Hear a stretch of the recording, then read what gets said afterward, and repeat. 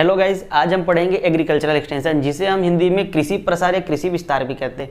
ये एग्रीकल्चर का बहुत ही इंटरेस्टिंग सब्जेक्ट है और ये कॉन्सेप्ट पे बना हुआ है, इसलिए आपको मैं जितना भी कॉन्सेप्ट क्लियर कराऊंगा उससे ही आपकी जो एग्जाम में क्वेश्चंस आने वाले हैं वो वहीं से ही आपका बन जाएगा। तो सबसे पहले हम इसका देखते हैं कि एग्रीकल्चर एक्सटेंशन का कॉन्सेप्ट समझते हैं। तो एग्रीकल्चरल एक्सटेंशन जो है हमारे देश में ये क्या होता है, मैं आपको एक कॉन्सेप्ट बताता हूँ। रिसर्च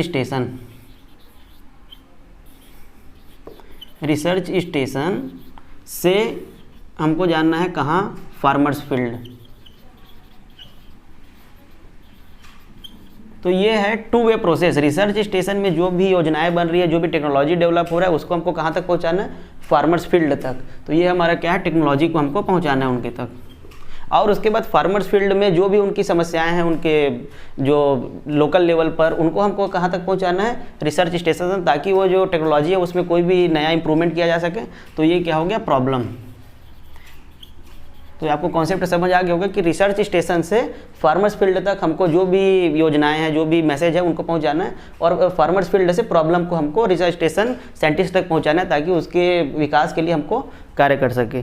फिर इसके बाद हम आते हैं, और हाँ, ये बताना भूल गया मैं कि ये रिसर्च, ये जो है ये टू वे प्रोसेस है। टू वे प्रोसेस, क्योंकि ये टेक्नोलॉजी को फार्मर्स तक ले जाता है वन वे, और सेकेंड वे हो जाता है प्रॉब्लम को लेके आएगा रिसर्च स्टेशन तक। तो ये क्या हो जाएगा, टू वे प्रोसेस। तो एग्जाम में ये पूछा जाता है कि ये कौन सा प्रोसेस है, तो ये हो जाएगा टू वे प्रोसेस। फिर इसके बाद हम आते हैं इसके हिस्ट्री के बारे में। तो हिस्ट्री में सबसे पहले इसका हम देखते हैं 1866 से इसका शुरुआत होता है। सबसे पहले एक्सटेंशन वर्ड का ओरिजिन हुआ था। ये सबसे पहले कौन सा एक्सटेंशन था, university extension. University extension. Exam में हमेशा ये पूछा जाता है कि पहला जो एक्सटेंशन वर्ड है वो कहाँ से, किस सन में और कहाँ से उत्पत्ति हुआ था। तो ये सबसे पहले कहाँ हुआ था, कैम्ब्रिज यूनिवर्सिटी।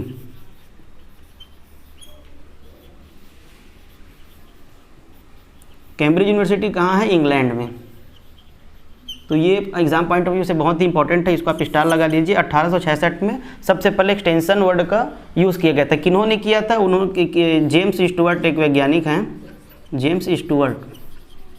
इनका जिक्र और आगे होगा, मैं आपको बताऊंगा कि इनको मतलब फादर ऑफ यूनिवर्सिटी एक्सटेंशन भी कहा जाता है, किनको, जेम्स स्टुअर्ट को। उसके बाद हम फादर के बारे में डिराइव करेंगे तो बताएंगे। उसके बाद आता है 1873, उसमें यूज़ हुआ था एक्सटेंशन एजुकेशन। पहले यूनिवर्सिटी एक्सटेंशन हुआ था, फिर उसके बाद एक्सटेंशन को एज एजुकेशन के रूप में फिर लिया गया, तो उसको हम कहते हैं एक्सटेंशन एजुकेशन। तो एक्सटेंशन एजुकेशन 1873 में आया था। ये भी ऑक्सफोर्ड या फिर कैम्ब्रिज यूनिवर्सिटी में ही किया गया था उपयोग सबसे पहले।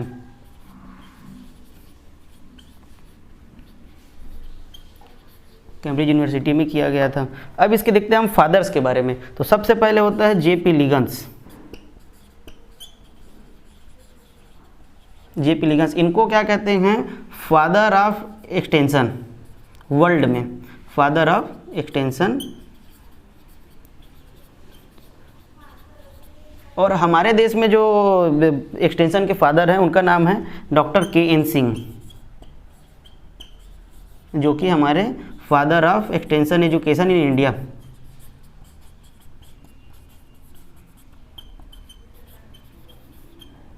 और उसके बाद मैंने आपको पहले ही बता दिया है कि फादर ऑफ यूनिवर्सिटी एक्सटेंशन कौन है, जेम्स स्टुअर्ट।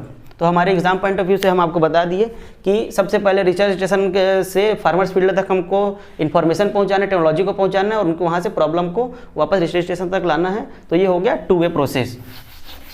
फिर उसके बाद हमने देखा कि इसका ये वर्ड जो है, मतलब एक्सटेंशन वर्ड है, वो कहाँ से डिराइव हुआ। तो 1866 में हुआ था। University extension as university extension use किया गया था, और किसने किया था, जेम्स स्टुअर्ट ने, 1866 इंग्लैंड में। फिर थर्ड में आता है कि 1863 में एक्सटेंशन एजुकेशन कैम्ब्रिज यूनिवर्सिटी में फिर से एक्सटेंशन था, उसको एक्सटेंशन एजुकेशन किया गया, तो 1873 में। फिर इनके फादर कौन है वर्ल्ड में, जेपी लिगन्स इनके फादर ऑफ एक्सटेंशन वर्ल्ड में, और के.एन. सिंह है father of extension education in India.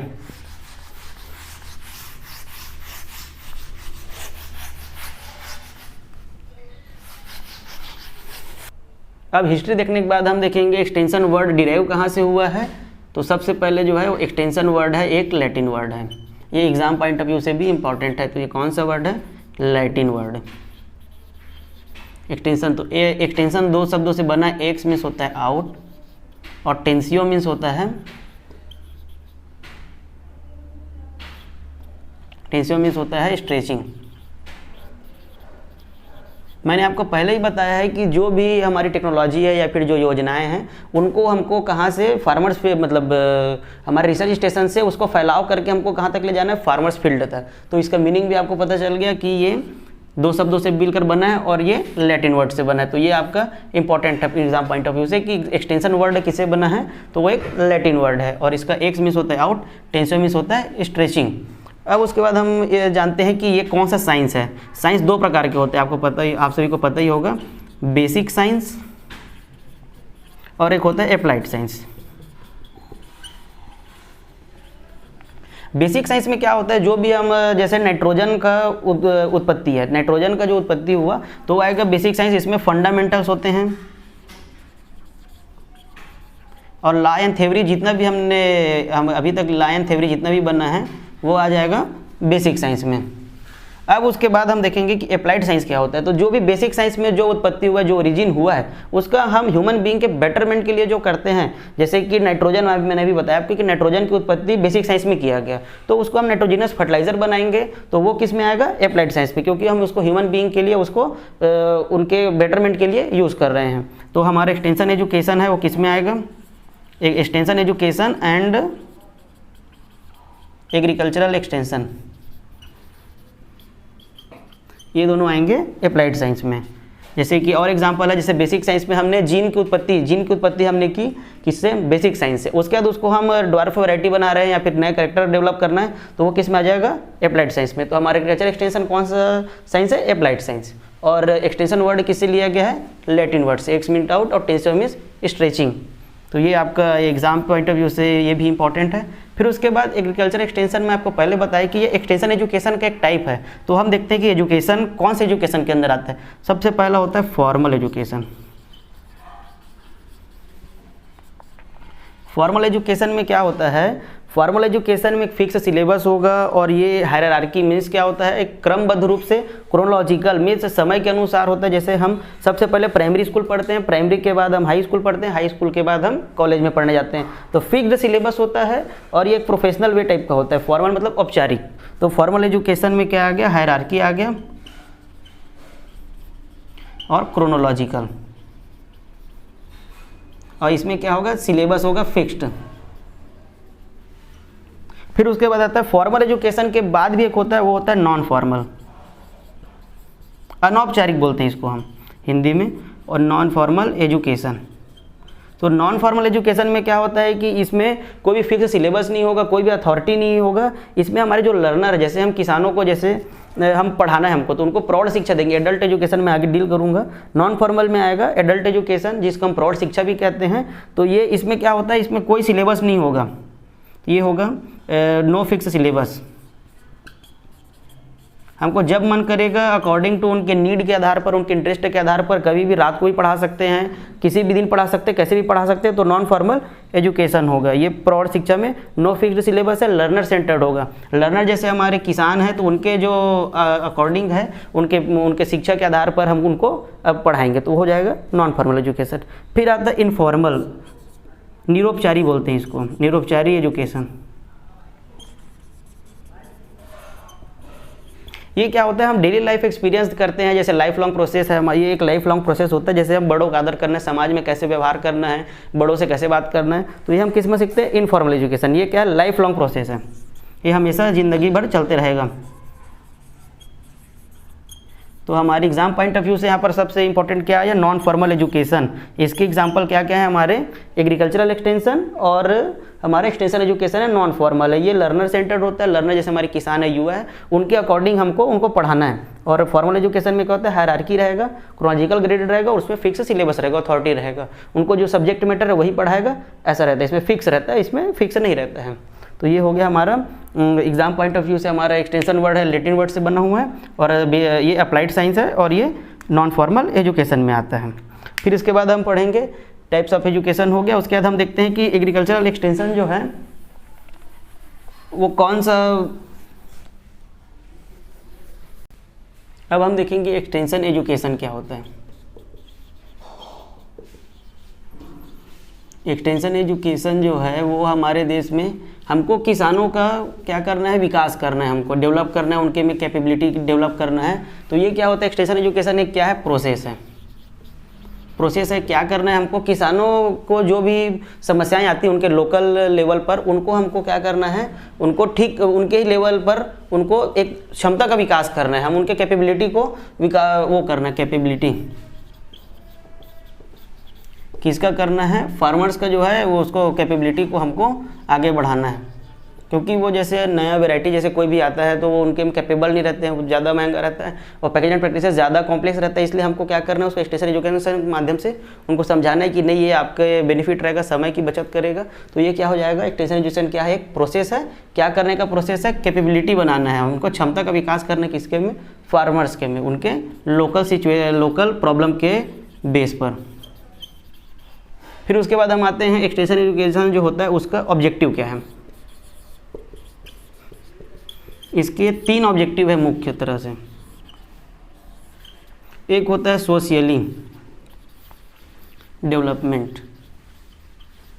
हमारा ओवरऑल ऑब्जेक्टिव है कि हमको किसानों को सोशली डेवलपमेंट करना है, उनका सोशली में सामाजिक रूप से उनका विकास करना है कि वो समाज में अच्छे तरीके से रह सकें और उनका सोशली सामाजिक जीवन अच्छा हो सके। फिर उसके बाद आता है कल्चरली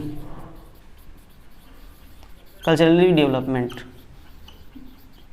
हमको उनको सांस्कृतिक रूप से भी उनको स्टेबल बनाना है, उनका विकास करना है। पहले सामाजिक रूप से, फिर सांस्कृतिक रूप से, फिर थर्ड आता है इकोनॉमिकली। हमको हमारा मुख्य इसमें ऑब्जेक्टिव क्या है कि उनको इकोनॉमिकली हमको स्टेबल बनाना है, वो ज़्यादा प्रॉफिट कमा सके कम से कम समय में। ऐसा टेक्नोलॉजी का हमको डेमोन्स्ट्रेशन देना है, उनको सिखाना है। तो इसलिए हमारा ये क्या हो गया, 3 प्रकार के डेवलपमेंट करना है, उनका ओवरऑल ऑब्जेक्टिव है। जैसे हमारे देश में भी चल रहा है कि 2022 तक किसानों की आय दोगुनी करनी है, तो वो क्या हो गया, उनको हम इकोनॉमिकली भी डेवलपमेंट कर रहे हैं और उनके सांस्कृतिक विकास भी कर रहे हैं और उनका सामाजिक स्तर में भी बढ़ावा करने के लिए हमारा ये ऑब्जेक्टिव है। तो हमारा ऑब्जेक्टिव को आप याद रख लेंगे, एग्जाम पॉइंट ऑफ व्यू से कभी कोई पूछ सकता है कि कौन सा डेवलपमेंट करना है उनका, ये तीनों आ जाएगा। फिर उसके बाद आता है फंक्शंस। इसके बेसिक्स फंक्शन हैं, इसके 3 बेसिक फंक्शन हैं, मुख्यतः तो 3 हैं। सबसे पहले हम इसको याद रखते हैं KAS से। इसका क्या है, KAS, कास बोलते हैं हम लोग। तो सबसे पहले होता है नॉलेज। नॉलेज हम उनका जो ज्ञान है उनको हमको बढ़ाना है, हमारा ऑब्जेक्टिव है। इकोनॉमिकली डेवलपमेंट करना है, कल्चरली करना है, सोशली करना है। तो उनके सबसे पहले हमको नॉलेज को बढ़ाना पड़ेगा। नॉलेज को हम कैसे बढ़ाएंगे, बाई एक्सटेंशन एजुकेशन के माध्यम से हम उनका नॉलेज इन्हेंसमेंट करेंगे, नॉलेज को आगे बढ़ाएंगे, उनके ज्ञान को।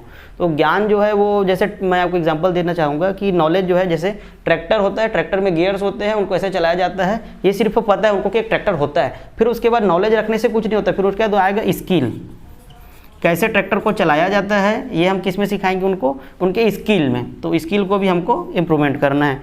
फिर उसके बाद आता है एटीट्यूड। तो हमारा उनका एटीट्यूड क्या रहता है कि जैसे कोई भी नया टेक्नोलॉजी आता है तो वो महंगा रहता है या फिर उसका कॉम्प्लेक्स रहता है, इनोवेशन कोई भी नवाचार जो रहता है, जैसे हार्वेस्टर सबसे पहले आया था, तो उसके लिए यहाँ के जो किसान हैं, हमारे छत्तीसगढ़ के जो किसान हैं, उनका एटीट्यूड जो था निगेटिव था कि ये बहुत महंगा है, बहुत कॉम्प्लेक्स है। फिर अभी देखते हैं हम कि उसका बहुत ज़्यादा एडॉप्शन हो चुका है, क्योंकि उनको इकोनॉमिकली वाइबल लगने लगा है वो चीज़ और उनका समय भी बचा रहा है। तो इसलिए उनका एटीट्यूड हमको क्या करना है, पॉजिटिव एटीट्यूड उनके में लाना है, किसानों के में पॉजिटिव एटीट्यूड हम लोग को डेवलप करना है। तो हमने देख लिया एक्सटेंशन एजुकेशन क्या है, एक प्रोसेस है। कैपेसिटी डेवलपमेंट करना है, उनकी कैपेबिलिटी क्षमता का विकास करना है लोकल प्रॉब्लम के उनके सिचुएशन के आधार पर। फिर ऑब्जेक्टिव में देखते हैं कि सोशली डेवलपमेंट करना है, उनका सांस्कृतिक करना है, फिर उनके इकोनॉमिकली डेवलपमेंट उनका करना है। फिर उसके बाद उसके फंक्शन में आ जाएंगे। तो फंक्शन में नॉलेज को बढ़ाना है एजुकेशन के माध्यम से, फिर स्किल को बढ़ाना है, फिर एटीट्यूड, पॉजिटिव एटीट्यूड उनको हमको डेवलप करना है। इसके बाद हम देखेंगे टीचिंग लर्निंग प्रोसेस। इसके बाद एक्सटेंशन एजुकेशन हो गया, फिर उसके बाद आएगा मेन है वो टीचिंग लर्निंग प्रोसेस। तो मैं उसको आगे डील करता हूँ। इसके बाद हम देखेंगे टीचिंग एक्सटेंशन लर्निंग प्रोसेस। सबसे पहले होता है टीचिंग लर्निंग प्रोसेस।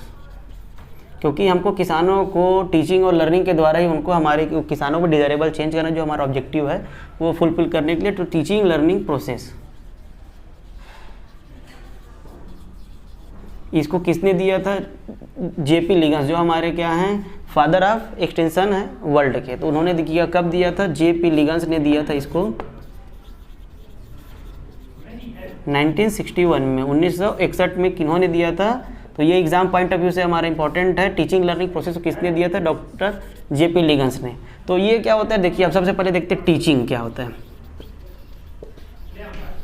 टीचिंग का जो मेन उद्देश्य है वो है हमारा क्रिएट सिचुएशन। हमको किसानों को सिखाने से पहले, उनको कोई भी नया चीज़ बताने से पहले उनका क्या करना पड़ेगा? क्रिएट इंटरेस्ट, उनका जो है इंटरेस्ट क्रिएट करना पड़ेगा हमको, और इन्वायरमेंट भी क्रिएट करना पड़ेगा, क्रिएट इन्वायरमेंट। तभी हम उनको सबसे पहले, हमारा टीचिंग में वही प्रक्रिया होगी, जो टीचर होगा, जो सिखाने वाला होगा, सबसे पहले इंटरेस्ट क्रिएट करेगा, फिर इन्वायरमेंट क्रिएट करेगा, तभी जाके वो फिर वो टीचिंग के बाद वो सामने वाले जो लर्नर हैं, जो हमारे ऑब्जेक्टिव है, उनको पढ़ाने के लिए हमको पहले इंटरेस्ट और इन्वायरमेंट क्रिएट करना पड़ेगा उनके अकॉर्डिंग, सिचुएशन के अकॉर्डिंग।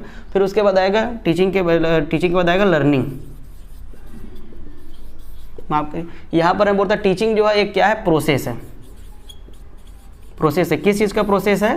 क्रिएट इंटरेस्ट या फिर इन्वायरमेंट जो है उसका क्रिएट करने का ये क्या है? एक प्रोसेस है टीचिंग। और लर्निंग क्या है? लर्निंग भी एक प्रोसेस है, जैसे पहले से लिखा हुआ है कि टीचिंग लर्निंग एक प्रोसेस है। तो लर्निंग क्या होता है? Self activity. अब किसानों के लिए हमने इंटरेस्ट और इन्वायरमेंट दोनों क्रिएट कर दिया, तो उसके बाद उनका सेल्फ एक्टिविटी लर्निंग जो करना है, उनको खुद से वो इंटरेस्ट दिखा करके हमारे टीचिंग लर्निंग प्रोसेस में वो हिस्सा लेंगे। तो ये क्या हो गया? हम सबसे पहले टीचिंग में इंटरेस्ट क्रिएट कर दिए, इन्वायरमेंट क्रिएट कर दिए, फिर जो लर्नर है हमारे, जो ऑब्जेक्टिव है, जिनको हमको पढ़ाना है, तो वो लर्नर क्या करेगा? अपने सेल्फ एक्टिविटी से वो इसमें अपना इंटरेस्ट दिखाएगा। फिर इसके बाद आता है अब ये जो लर्निंग प्रोसेस है, टीचिंग लर्निंग, तो इसमें हम देखेंगे टीचिंग एक्सटेंशन, टीचिंग प्रोसेस होता है वो अलग से देखेंगे, और लर्निंग प्रोसेस। तो लर्निंग प्रोसेस को अच्छे सुचारू रूप से करने के लिए, हमको किसानों को अच्छे से पढ़ाने के लिए, उनके लिए 5 एलिमेंट्स होते हैं। तो वो मैं आपको आगे बताता हूँ। तो ये होता है 5 एलिमेंट्स ऑफ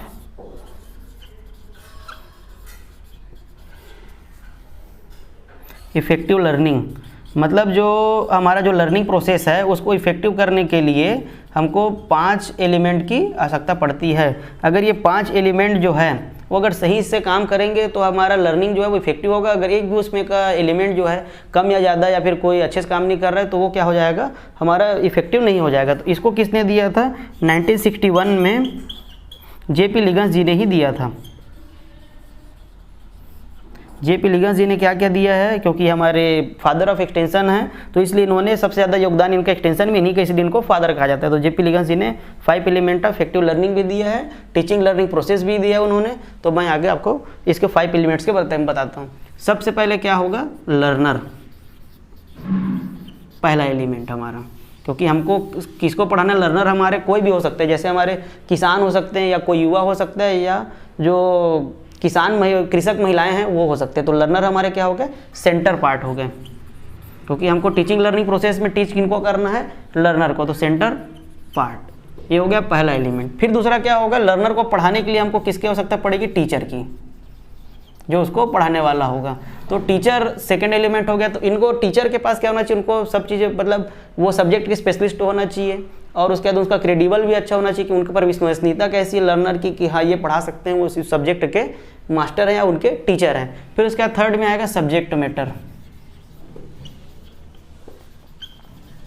सब्जेक्ट मैटर क्या होगा? जैसे कोई भी विषय है उसका हम सब्जेक्ट का, सबका एक सब्जेक्ट मैटर हमको तैयार करना पड़ेगा कि उनको क्या पढ़ाएं। जैसे हमको हार्वेस्टर के बारे में, हार्वेस्टर के उपयोग के बारे में किसानों को बताना है, तो वो क्या करेंगे? सब्जेक्ट मैटर हमारा उसी से रिलेटेड होना चाहिए, ये नहीं कि दूसरा चीज़ हम पढ़ा रहे हैं, या फिर सब्जेक्ट मैटर गलत होने से ये क्या इफेक्टिव नहीं होगा। फिर थर्ड हो गया। फिर आएगा fourth, physical facility.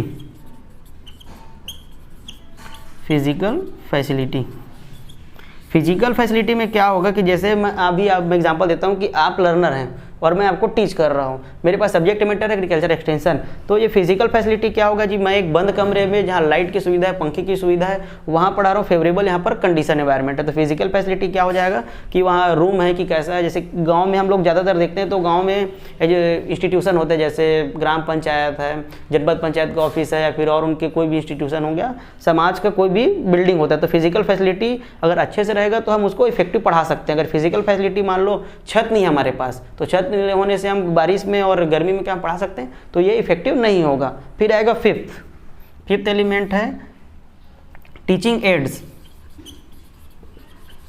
Teaching ads, ये शब्द आपको अभी आगे और अच्छे से समझ में आ जाएगा टीचिंग एड्स क्या होता है। तो टीचिंग एड्स जैसे मैं आपको अभी यहाँ किसके माध्यम से पढ़ा रहा हूँ, वाइट बोर्ड और मार्कर पेन के हिसाब से पढ़ा रहा हूँ। तो जैसे ये आपको पढ़ाने के लिए ये बोर्ड की आवश्यकता पड़ती। अगर हमको किसानों को कोई भी टेक्नोलॉजी है जैसे, तो उनको करके दिखाना पड़ेगा, लर्निंग बाय डूइंग हम प्रिंसिपल आगे पढ़ेंगे। तो उनको टीचिंग एड्स क्या हो जाएगा हमारा, उसके लिए जैसे करके दिखा तो डेमोस्ट्रेशन देना। डेमोस्ट्रेशन देना मतलब उनको करके दिखाना है कि ये वर्क ऐसे होता है, उनको स्किल सिखाना है हमको। तो टीचिंग एड्स हमारे क्या हो जाएंगे, जैसे लीफलेट के माध्यम से भी हम कर सकते हैं। लीफलेट आगे मैं बताऊंगा इसको कि लीफलेट क्या होता है, फोल्डर पेपर क्या होता है। तो ये हमारे क्या हो जाएंगे टीचिंग एड्स, हम उनको किस माध्यम से हमको पढ़ा रहे हैं। तो इसमें सबसे पहले ये आएगा 5 एलिमेंट्स ऑफ इफेक्टिव लर्निंग में कि 1961 में जे पी लिगन्स जी ने दिया है। और इसके सेंटर पार्ट में कौन होता है, लर्नर। और इसमें कोई भी एक एलिमेंट जो है काम अच्छे से नहीं करेगा तो इफेक्टिव लर्निंग हो पाएगा क्या, नहीं हो पाएगा। इसलिए ये क्या हो गया 5 एलिमेंट्स है इसमें इफेक्टिव करने के लिए। तो इसके लिए हमको 5 एलिमेंट चाहिए। पहला हो गया लर्नर, दूसरा teacher, physical facility, subject matter, teaching ads, मतलब वो कैसे पढ़ा रहे हैं, किसी से वीडियो दिखा रहे हैं उनको कि वो बोर्ड में पढ़ा रहे हैं, कैसे पढ़ा रहे हैं, वो टीचिंग एड्स हो गया। तो ये हमारा हो गया टीचिंग लर्निंग प्रोसेस का, ये लर्निंग हो गया। अब इसके बाद हम पढ़ेंगे टीचिंग प्रोसेस। अब लर्निंग के बाद हम देखेंगे टीचिंग। तो स्टेप्स इन एक्सटेंशन टीचिंग जो हम करते हैं उनमें क्या है, एक मतलब 6 स्टेप होते हैं।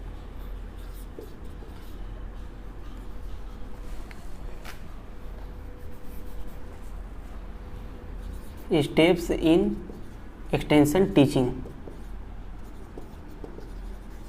हमको उनको पढ़ाना है तो उसके लिए स्टेप्स से हमको गुजरना पड़ेगा। तो इसको किसने दिया था, ये इंपॉर्टेंट है, विल्सन। ये भी एग्रीकल्चर एक्सटेंशन के वैज्ञानिक है, विल्सन एंड गैलप। कब दिया था, 1955 में। तो ये हमारे एग्जाम पॉइंट ऑफ व्यू से इंपॉर्टेंट है कि स्टेप्स इन एक्सटेंशन टीचिंग किसने दिया था, तो विल्सन एंड गैलप ने दिया था। तो अब इसका मैं आपको बताता हूँ, इसके जो स्टेप्स है उसमें सबसे पहले आता है एडकास, बोलते हैं इसको, AIDCAS। तो ये हो गया। आपको एग्जाम में क्या किया जाएगा कि स्टेप्स इन एक्सटेंशन टीचिंग किसने दिया और कब दिया, ये एक क्वेश्चन बनता है। दूसरा क्वेश्चन ये बनता है इसका सीक्वेंस, AIDCAS जो है, तो इसको वो चेंज कर सकता है, ADICAS। तो आपको इसका जो परफेक्ट जो सीक्वेंस है उसको हमेशा आपको याद रखना है। और उसके बाद जोड़ी बनाने के लिए दिया जा सकता है, जैसे ए का जो फुल फॉर्म है ऐसे करके। तो सबसे पहले क्या होता है, अटेंशन, फिर आता है हमारा इंटरेस्ट। मैं एक एक करके फिर इसको अच्छे से समझाता हूँ। अटेंशन कर दिया, फिर इंटरेस्ट हो गया, फिर उसके बाद डिज़ायर, फिर उसके बाद होता है कन्विक्शन, फिर आ जाता है एक्शन, फिर होता है सेटिस्फेक्शन। तो आपको इसका सीक्वेंस हमेशा याद रखना है। एग्जाम में यही आ सकता है, इसका सीक्वेंस को ऊपर नीचे कर दिया जाएगा। तो हमको एडकास का AIDCAS हमको हमेशा याद रखना है, AIDCAS, एडकास बोलते हैं इसको। सबसे पहले क्या होता है, अटेंशन। हमको कोई भी, जैसे हमको मैं एग्जांपल लेना चाहूँगा कि हार्वेस्टर जो है उसका हमको उनको एडॉप्ट, मतलब उसको टीच करना है कि जो हमारा हार्वेस्टर उसको कैसे उन लोग वो उसको एडॉप्ट करें, मतलब एक इनोवेशन है उसको। सबसे पहले क्या करेंगे, अटेंशन, मतलब उनको अवेयर करेंगे, मतलब जागरूक करेंगे। तो जागरूक हम किसके माध्यम से करेंगे, रेडियो, टीवी के माध्यम से हम उनको क्या करेंगे, अवेयर करेंगे कि भाई हमारे पास एक टेक्नोलॉजी है, धान की कटाई करने और मिसाई करने के लिए दोनों एक ही साथ कार्य होगा। तो हार्वेस्टर का हम अवेयरनेस करेंगे, उनके सामने उनको जागरूक करेंगे कि ये टीवी में भी दिखाएंगे, ऐड, रेडियो में बताएंगे कि ये नया टेक्नोलॉजी आया है, तो इसको आप उपयोग करें, आपके समय का बचत करेगा, ये हम उसको पूरा बताएंगे। तो सबसे पहले क्या हो गया, अटेंशन, तो वो अवेयर हो गया। अब अवेयर होने के बाद उसके मन में इच्छा जागृत होगी, किसानों के मन में इच्छा जागृत होगी, इंटरेस्ट आएगा कि हाँ ये मेरे काम का है कि नहीं। अब हम जैसे हार्वेस्टर उसको जहाँ धान की खेती होती है या फिर जहाँ गेहूँ की खेती हो वहाँ बताएंगे तो उनको इंटरेस्ट आएगा। अगर हम दूसरी चीज़ के बारे में बताएंगे जैसे, तो कहाँ से उसको इंटरेस्ट आएगा, तो दूसरे में सेकंड में क्या होगा, उनको अवेयर कर दिए, फिर इंटरेस्ट जगाना है। तो इंटरेस्ट उनको क्या करना है, फेवरेबल इंटरेस्ट, फेवरेबल इंटरेस्ट।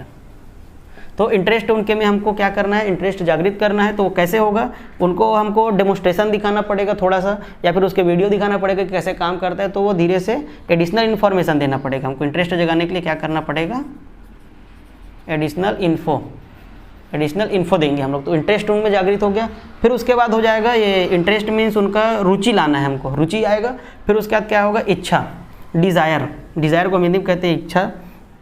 तो डिज़ायर कैसे होगा कि हम उनको उनके मोटिवेट करना है और उसके एडिशनल इन्फॉर्मेशन हम बता दिए। तो इसमें उनका बेनिफिशियल बताना है हमको। किसान तभी उसको कोई भी टेक्नोलॉजी को यूज़ करेगा जब उसके लिए वो लाभकारी सिद्ध होगा, बेनिफिशियल होगा।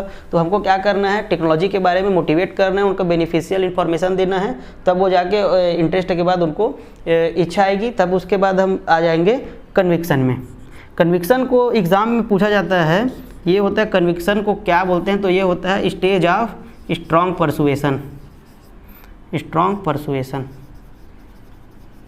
परसुएशन मीन्स क्या होता है, उनको परस्यू करना, उनको हमको कन्वेंस करना है कि ये जो टेक्नोलॉजी आपके एरिया के लिए बहुत ही लाभकारी सिद्ध हो गया, आपके समय बचाएगा, या आपका बेनिफिशियल रहेगा, आपका फ़ायदा करेगा। तब वो क्या हो जाए, कन्विक्शन में ही हम उनको ये वाले स्टेज में, चौथे स्टेज में क्या करेंगे, उनको हम ये बताएंगे कि ये आपके एरिया के लिए आपका इकोनॉमिकली वाइबल है। स्ट्रॉन्ग परसुएशन में तो इसको क्या बोलते हैं, कन्विक्शन को स्ट्रॉन्ग परसुएशन कहा जाता है।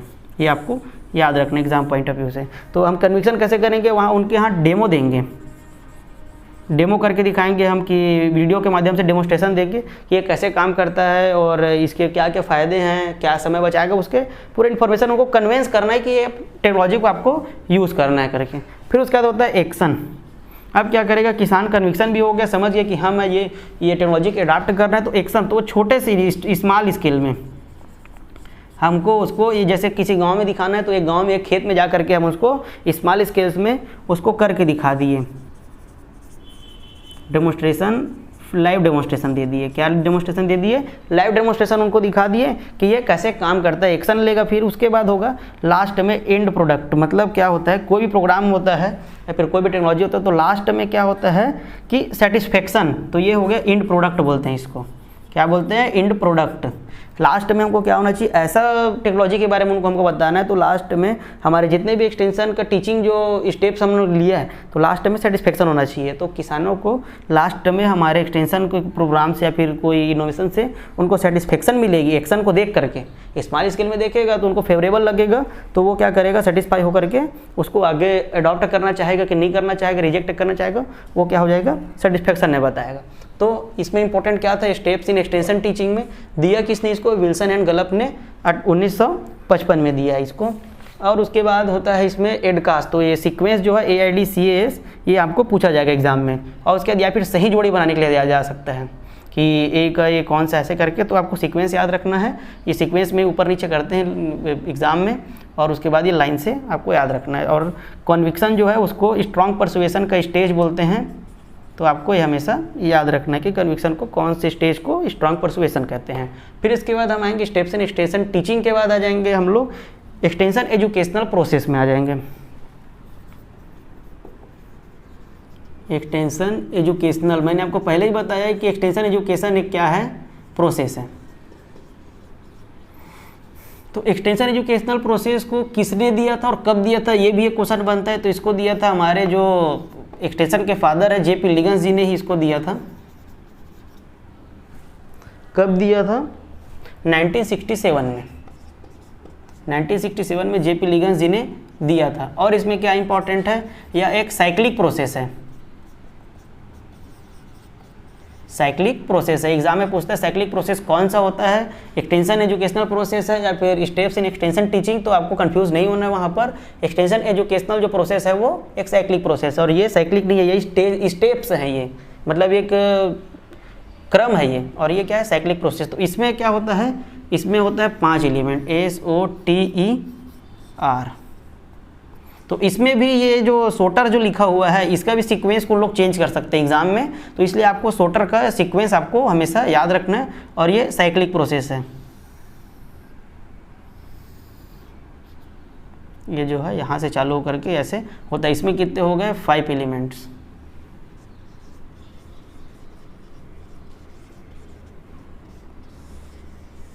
फाइव एलिमेंट्स हो गए, साइक्लिक प्रोसेस हो गया। जेपी लिगस ने 1967 में दिया। ये एक्सटेंशन एजुकेशनल प्रोसेस है, इसमें टी नहीं आता, इसलिए इसको आप याद कर सकते हैं कि सोटर में ये टीचिंग का नहीं है, ये याद आपको रखना है। और स्टेप्स इन एक्सटेंशन टीचिंग में टीचिंग है तो इसमें टी कहीं पर नहीं आएगा, AIDCAS, और उसमें एजुकेशनल प्रोसेस में टी आएगा, तो आपको ये याद रखना है। अब उसके बाद हम एक एक करके देखते हैं। सबसे पहले क्या होता है सिचुएशन, फिर होता है ऑब्जेक्टिव, फिर होता है टीचिंग, फिर होता है हमारा इवैल्यूएशन, फिर हो गया रिकंसिडरेशन।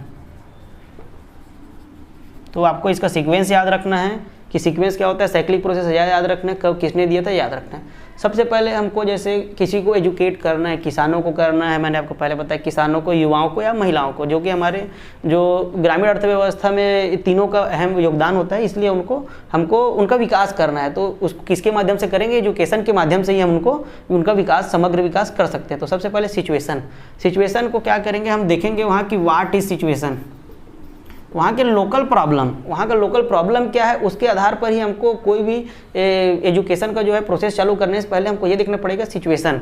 तो फैक्ट जो है कलेक्ट करेंगे, वहाँ की क्या कलेक्शन ऑफ डाटा करेंगे कि वहाँ सिचुएशन क्या है, वहाँ क्या प्रॉब्लम आ रही है, वो सबसे पहले हम देखेंगे। कि जैसे मैं एग्जांपल देना चाहूँगा, जैसे छत्तीसगढ़ में राइस की बहुत ज़्यादा प्रोडक्शन होता है, तो सबसे पहले हमारा वहाँ जाके सिचुएशन देखेंगे, उनको राइस से रिलेटेड क्या प्रॉब्लम आ रहा है। तो उनको जैसे इंसेक्ट का प्रॉब्लम आ रहा है बहुत ज़्यादा, तो हम क्या करेंगे, उसको सिचुएशन को पहले कलेक्शन ऑफ फैक्ट करेंगे कि यहाँ के लोग कितने पढ़े लिखे हैं, इनकी रीति रिवाज क्या है, इनकी संस्कृति क्या है, तो सब लिटरेसी लेवल सब हम इसको क्या करेंगे, सिचुएशन फैक्ट कलेक्ट करेंगे कि उनका प्रॉब्लम क्या है। सबसे पहले तो प्रॉब्लम आइडेंटिफाई किस में होगा, सिचुएशन में, व्हाट इज सिचुएशन, ठीक है। फिर सेकंड में हम करेंगे, अब हमने क्या कर दिया, उनका प्रॉब्लम देख लिया कि हमको इनको इंसेक्ट के बारे में जागरूक करना है, उनको बताना है करके। तो अब उसके बाद हम ऑब्जेक्टिव डिसाइड करेंगे, व्हाट शुड बी। तो हम उनका उद्देश्य, हमारा उद्देश्य पता चल गया कि हमको उनके खेत में जो इंसेक्ट लगते हैं तो उनका वो ज़्यादा अच्छे से उसको प्रबंधन नहीं कर पा रहे हैं, तो हमको उनको प्रबंधन करने के लिए ये हमने एक ऑब्जेक्टिव डिसाइड कर लिया। अब उसके बाद हमारा जो प्रॉब्लम के आधार पर जो ऑब्जेक्टिव डिसाइड हो गया है, तो उनको टीचिंग कैसे करेंगे, हमने देखा कि टीचिंग के जो स्टेप्स हैं तो उसको सुचारू रूप से चलाने के लिए हमको कैसे पढ़ाना है। तो what is and how to teach, what to teach and how to teach, मतलब हम उनको कैसे पढ़ाएंगे और क्या पढ़ाएंगे। तो हम जैसे भी इंसेक्ट का ले लिया, तो हमको इंसेक्टिसाइड या पेस्टिसाइड के बारे में उनको टीच करना है, तो हम उनको कैसे टीच करेंगे, कौन से माध्यम होंगे। तो उनके लिटरेसी लेवल के आधार पर, जैसे हम ज़्यादा पढ़े लिखे वहाँ के किसान, तो उनको वीडियो दिखा देंगे तो भी वो समझ आ जाएगा, उनको लीफलेट के माध्यम से। अगर कम पढ़े लिखे लोग हैं तो उनको डेमोन्स्ट्रेशन दे करके सिखा सकते हैं। तो कैसे सिखाना है और क्या सिखाना है, ये हम किस में देखेंगे, टीचिंग में। फिर उसके बाद क्या होगा, अब हमने सिचुएशन के आधार पर ऑब्जेक्टिव डिसाइड कर दिया, टीचिंग भी कर दिया, उनको पढ़ा दिया। अब करेंगे हमारा जो प्रोग्राम चला, एजुकेशनल प्रोसेस चला, उसका इवोल्यूशन करेंगे, मतलब मूल्यांकन करेंगे। तो ये क्या हो गया हमारा, मतलब what will be the result, इसमें हम देखेंगे रिजल्ट। हमने कोई भी एक सिचुएशन से ऑब्जेक्टिव डिसाइड कर लिया, टीचिंग कर लिया, अब देखेंगे रिजल्ट कि हम अपने जो उद्देश्य थे उसमें कहाँ तक हम कारगर साबित हुए या कहाँ तक उनको हम समझा पाए, ये किस में आ जाएगा, इवोल्यूशन में। तो रिजल्ट अगर फेवरेबल है तो वो प्रोजेक्ट कंप्लीट, मतलब वो आगे जाएगा। और उसके बाद अगर उसमें कोई कमी आ गई, हमने उनको सिखाने में असक्षम पाएगा या फिर वो अडॉप्ट नहीं कर रहे हैं उस चीज़ को, जैसे हम इंसेक्ट के बता दें उनको पेस्टिसाइड, लेकिन उनको ज़्यादा खर्चीला लग रहा है या उनको उपयोग करने नहीं आता, तो उसको क्या करेंगे, रिकंसिडरेशन, मतलब फिर से पुनरावृत्ति किया जाएगा इसका।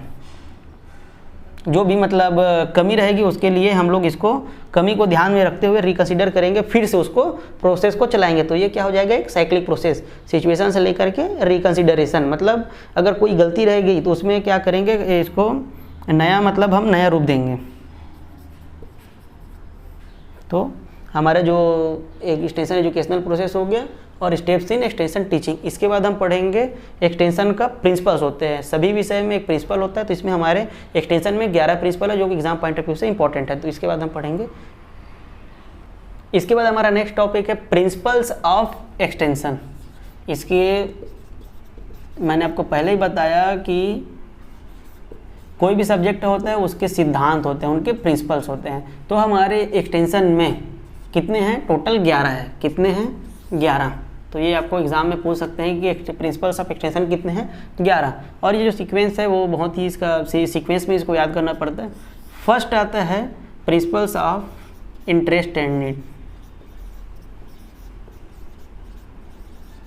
हमको पहले मैं आपको बताता हूँ कि हमको एक्सटेंशन प्रोग्राम में प्लानिंग करना है, मतलब किसी भी इनोवेशन को हमको टेक्नोलॉजी को किसानों तक पहुँचाना है, तो उसके लिए हमको प्रिंसिपल्स को ध्यान में रखकर ही उनको पहुँचाना है। अगर 11 प्रिंसिपल को हम अच्छे से फॉलो करेंगे तो वो बहुत ही अच्छा एक्सटेंशन प्रोग्राम होगा और किसानों को अच्छे से समझ में आएगा और हम किसानों का विकास कर सकते हैं। सबसे पहले क्या होता है, इंटरेस्ट एंड नीड। हमको क्या करना है, उनका जो आवश्यकता देखना है कि उनको वो क्या चाहते हैं, वो कहाँ तक विकास कर पाएँ और कहाँ तक आगे हमको विकास को लेके जाना है। और उसके बाद उनका इंटरेस्ट है, वो जब तक प्रोग्राम प्लानिंग सबसे पहले जब तक उनका इंटरेस्ट जागृत नहीं करेंगे, उनके लोकल सिचुएशन के आधार पर इंटरेस्ट उनको फ़ायदेमंद नहीं होगा तो वो आगे कुछ कार्य नहीं किया जा सकता। तो उनका नीड होना चाहिए, उनका इंटरेस्ट जो है हमको क्या करना है, डेवलप करना है। नीड एंड इंटरेस्ट, तो उनको हमको आवश्यकता अनुसार उनका इंटरेस्ट जागृत करना है। फिर सेकेंड आता है हमारा, सेकेंड आता है कल्चरल डिफरेंसेस।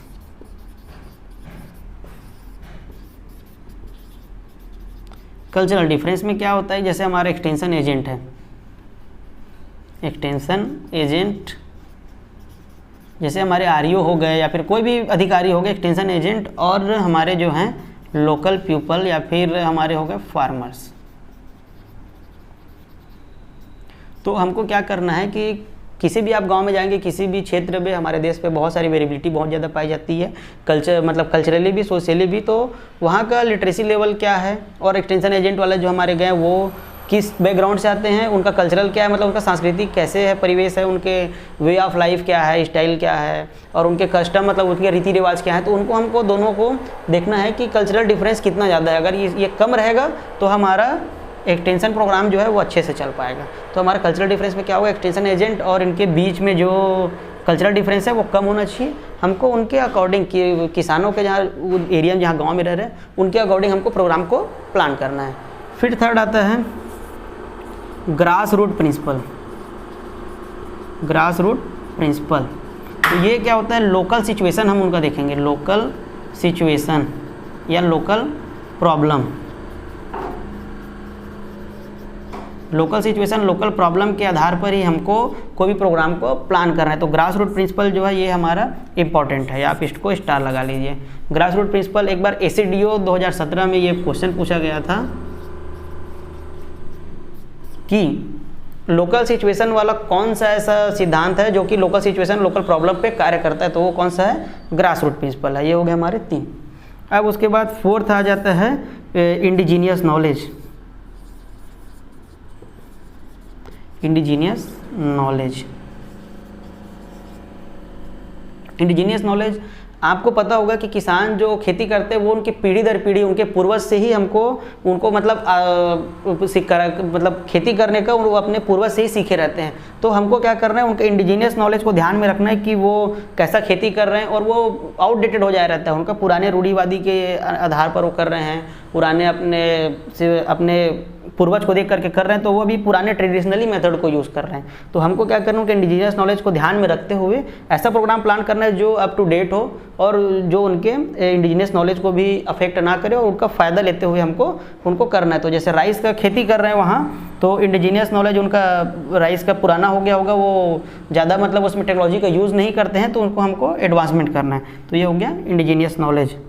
5वां आता है लर्निंग बाय डूइंग।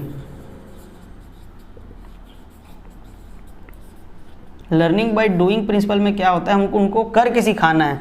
जो भी आप कार्य, अभी मैं आपको कोन ऑफ एक्सपीरियंस पढ़ाऊंगा उसमें आपको समझ में आएगा कि कोई भी कार्य को हम पहले सुनते हैं तो उतना ज़्यादा नॉलेज हमको मतलब याद नहीं रहता है, देखते हैं तो भी नहीं रहता, बट उनको करके देखते हैं हम। जब उसको करके देखेंगे किसी भी कार्य को अच्छे से, जैसे ट्रैक्टर को देखा बस है इंसान और उसको चलाने नहीं आता, तो उसको जब तक चलाने नहीं दिया जाएगा लर्निंग बाय डूइंग तब तक वो उसको नहीं सीख सकता। तो ऐसा प्रोग्राम होना चाहिए कि उसमें लर्निंग बाय डूइंग उनको एक्सपीरियंस मिलना चाहिए, फिर उनको डेमोस्ट्रेशन करके दिखाएंगे, किसान को ज़्यादा अच्छे से समझ में आएगा। तो ये भी हमारे एग्जाम पॉइंट ऑफ व्यू से लर्निंग बाय डूइंग है वो इम्पॉर्टेंट है, लर्निंग बाय डूइंग। फिर उसके बाद आता है हमारा 5वां के बाद 6वां आता है होल फैमिली। आपको पहले ही बताया था कि हमारा जो ऑब्जेक्टिव है उनके पूरे परिवार का समग्र का विकास करना, सोशली कल्चरली, मतलब उनके सामाजिक, आर्थिक और व्यवहारिक जो उनका जो स्टेटस है उसको हमको क्या करना है, आगे बढ़ाना है। तो उनके पूरे ऐसा प्रोग्राम होना चाहिए जो उनके होल फैमिली के लिए, मतलब उनके घर में बच्चे हैं, उनके घर में जितने भी सदस्य हैं उनके सभी का विकास होना चाहिए, ऐसा प्रोग्राम हमको प्लान करना है। फिर उसके बाद 6 के बाद आता है 7 पार्टिसिपेशन।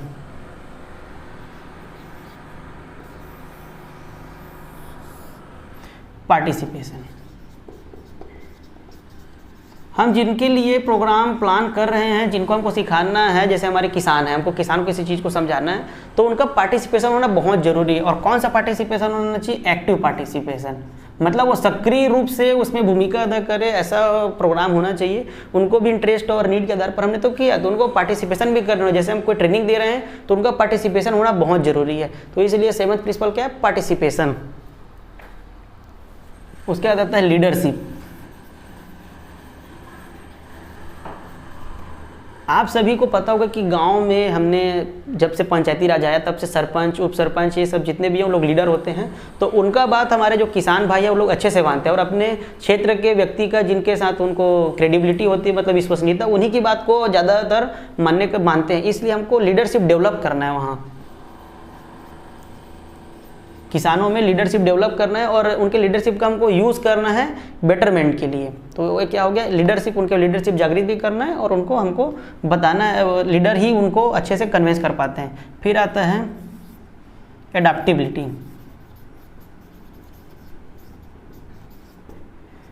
जो भी हम एक्सटेंशन प्रोग्राम में, मतलब जो भी मेथड का यूज़ कर रहे हैं, एक्सटेंशन का मेथड्स मैं आगे बताऊंगा, उसमें आपको अच्छे समझ में आ जाएगा। तो जैसे हम उनको उनके लिटरेसी लेवल के आधार पर हम उनको पढ़ाना चाह रहे हैं, मतलब उनको इंसेक्ट के बारे में बताना चाहते हैं, तो इंसेक्ट हमारे टेक्निकल लैंग्वेज पे रहता है, लेकिन उसको आप एडेप्टिबिलिटी ऐसे, मतलब उनके लोकल लैंग्वेज के आधार पर हम उनको समझा रहे हैं, उनके लोकल सिचुएशन के आधार पर, तो एडेप्टिबिलिटी ज़्यादा हो जाएगी। मतलब एक्सटेंशन प्रोग्राम का एडाप्ट करने का जो क्षमता है वो ज़्यादा हो जाएगा। उनको जितने हम प्रैक्टिकल उनको करेंगे, जितना लर्निंग बाय डूइंग करेंगे, उसका इतना एडेप्टिबिलिटी होगी। तो हमारा फ्लेक्सिबल होना चाहिए। जो एक्सटेंशन प्रोग्राम जो हम किए, जैसे वीडियो के माध्यम से पढ़ा रहे हैं, तो वो उनको समझ में आना चाहिए, उनकी लिटरेसी के आधार पर रहेगा, तभी उनको समझ में आएगा, एडेप्टिबिलिटी।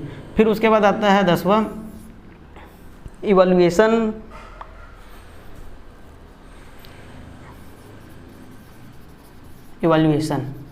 अब उसके बाद जो हमारा प्रोग्राम प्लानिंग हमने तो कर दिया, उन एडाप्ट भी अच्छे से करने वाले। तो हम जो हमारे एक ऑब्जेक्टिव डिसाइड किए थे, पहले मैंने आपको बताया था कि इवोल्यूशन जो है वो इंपॉर्टेंट है। ये क्या होता है, इन प्रोडक्ट होता है, हमारा रिजल्ट क्या है। तो हम जितने भी प्रिंसिपल्स को हमने फॉलो किया, तो उसका लास्ट में इवोल्यूशन करने लायक भी होना चाहिए। कोई भी प्रोजेक्ट को बता रहे हैं तो वो अपने माइंड में इवैल्यूएट कर सके, मतलब मूल्यांकन कर सके कि क्या ये प्रोग्राम जो बता रहे हैं वो मेरे काम का है, मुझे मतलब अच्छा इनकम देगा, या फिर क्या मेरे वो एरिया में काम कर सकते हैं। तो उसको क्या करना है, इवोल्यूशन होना चाहिए, कि मूल्यांकन करने लायक होना चाहिए, ऐसा प्रोग्राम प्लान किया जाना चाहिए। और लास्ट में आता है सेटिस्फेक्शन। ये सबसे लास्ट प्रिंसिपल है। जब तक वो इवैल्यूएट करेगा, जब तक उनका फेवरेबल एटीट्यूड उसमें, मतलब इवैल्यूएशन में अच्छे से हो जाएगा कि हाँ ये जो प्रोग्राम बताया जा रहा है वो मेरे काम का है, तो लास्ट में क्या होगा, वो सेटिस्फाई होगा। तो ऐसे जैसे हम कोई भी प्रोग्राम प्लानिंग किए, ट्रेनिंग कर रहे हैं, उनको ट्रेनिंग दे रहे हैं किसी भी चीज़ के बारे में, तो लास्ट में क्या होना चाहिए, उनको आज संतुष्टि मिलनी चाहिए कि ये प्रोग्राम हमारे लिए काम का था, और ये हमारे सब्जेक्ट मैटर से रिलेटेड था, विषय वस्तु से, और ये हमारे काम का है। इसलिए सेटिस्फेक्शन क्या होता है, बहुत ज़रूरी होता है। तो हम देख सकते हैं कि प्रिंसिपल्स ऑफ एक्सटेंशन कितने होते हैं, 11 होते हैं। उसमें इंपॉर्टेंट क्या, ग्रास रूट प्रिंसिपल है, लोकल सिचुएशन, लोकल प्रॉब्लम के आधार पर, और लर्निंग बाय डूइंग है, और लीडरशिप और इवैल्यूएशन, इतने इंपॉर्टेंट हैं। तो आप इसको याद कर रखेंगे, 11 प्रिंसिपल है। अब इसके बाद हम देखेंगे कोन ऑफ एक्सपीरियंस, जो हम अनुभव करते हैं वो कितना हमको याद रहता है, और टेंस टू रिमेंबर हम जितना पढ़ते हैं वो कितना हमको याद रहता है। ये बहुत ही इंपॉर्टेंट है एग्जाम पॉइंट ऑफ व्यू से। तो कोन ऑफ एक्सपीरियंस जो है इनको किसने दिया था? ईडरगेल ने, ईडरगेल ने। उसके बाद इसको मॉडिफाई किया था किसने? सील ने 1989 में। तो सबसे पहले होता है कोन ऑफ एक्सपीरियंस, हमको एक्सपीरियंस जो है वो कितना मतलब अनुभव रहता है, वो कितना याद रहता है, उसके लिए कि इन्होंने दिया था, ईडरगेल ने इसको दिया, फाउंड बाय ईडरगेल। और उसके बाद मॉडिफाई किसने किया? सील ने 1989 में। तो सबसे पहले हम देखते हैं कि जैसे आप ये कोन आप देख रहे होंगे कि जैसे हम किसी भी चीज़ को पढ़ते हैं तो मन में पढ़ते हैं तो वो हमको थोड़ा सा याद रहेगा। उधर मैं आगे आपको पूरा परसेंटेज के हिसाब से बताऊंगा, पहले ये कोन को देख लेते हैं। तो रीडिंग करेंगे तो थोड़ा सा हमको याद रहता है, किसी भी चीज़ अपने को आप देखे होंगे, आप पढ़ाई करते होंगे तो मन में पढ़ेंगे तो रीडिंग जो है वो कम होगा। फिर उसका इन्वॉल्वमेंट, रीडिंग के बाद हम उसको सुनेंगे, देखेंगे, तब वो इन्वॉल्वमेंट जितना बढ़ते जाएगा उतना हमारा लर्निंग होते जाएगा। फिर उसके बाद लास्ट में आ जाएगा उसको बोलना। हम उसको अगर बोलेंगे तो उसमें हमारा सेंसरी ऑर्गन मुंह उसमें काम करेगा, और करके देखेंगे तो हमारा एक्टिव पार्टिसिपेशन होगा, उसमें इन्वॉल्वमेंट जितना बढ़ते जाएगा उतना हम क्या करेंगे, उसको सीखते जाएंगे। तो कोन ऑफ एक्सपीरियंस में ये इंपॉर्टेंट है कि इसको किसने दिया था? ईडरगेल ने दिया था, और मॉडिफाई किसने किया था? सील ने किया था 1989 में। इसके बाद हम इसी को इलैबोरेट करते हैं, टेंस टू रिमेंबर, हमको याद कितना रहता है, कितने % होते हैं। सबसे पहले क्या होता है? रीड में हम क्या करते हैं, मन में पढ़ रहे हैं या फिर बोल के पढ़ रहे हैं तो उसमें हमारा एक सेंसरी ऑर्गन काम करता है, इसलिए रीडिंग जितना भी आप करेंगे तो आपको कितना % याद रहेगा? 10% याद रहेगा। ये सबसे लोवेस्ट लेवल है रीडिंग करके।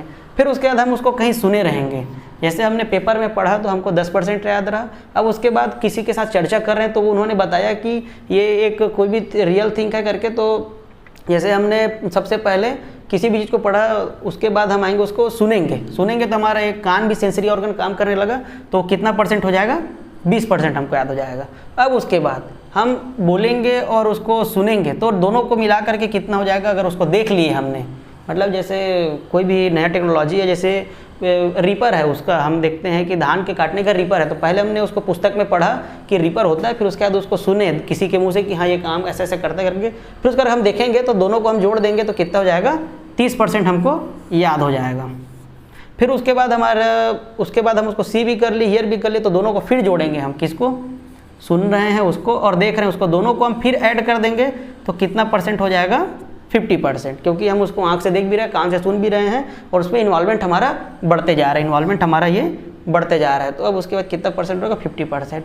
अब उसके बाद हम देख लिए उसको, सुन भी लिए, अब उसके बाद हम खुद से बोलेंगे तो कितना % हो जाएगा? 70%, क्योंकि सेइंग में हमारा मुंह भी काम करे, मतलब हमारा सेंसरी ऑर्गन जो मुंह है वो भी काम करेगा। हमने देखा सीखा तो 50% हमको पहले से गेन हो गया था। अब उसके बाद हम उसको बोलेंगे तो हमारा 70% हो जाएगा। फिर उसके बाद लास्ट में क्या होगा, मैं पहले बताया लर्निंग बाय डूइंग, तो हम उसके बाद उसको बोलेंगे और करके देखेंगे, हम उसको रीपर को हम चला के देखेंगे ना, तो उसके बाद वो 90% हमको हमेशा के लिए याद हो जाएगा।